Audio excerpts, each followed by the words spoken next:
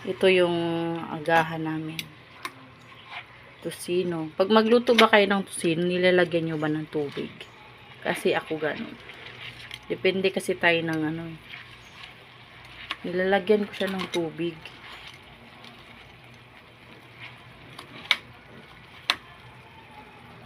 Ganito din ba kayo magluto?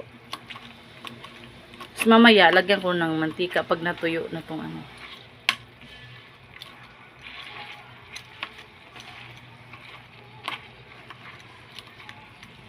Dapat kutsilyo. Ay. Yung ano pala. Gunting.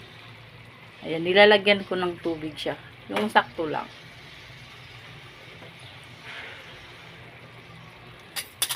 Tusino, Pampanga. Sarap ng Pampanga na tusino.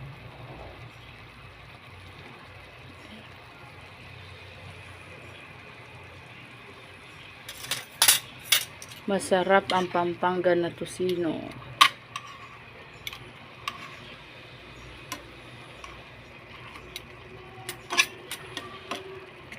Magluto tayo ng hotdog pagtapos nito.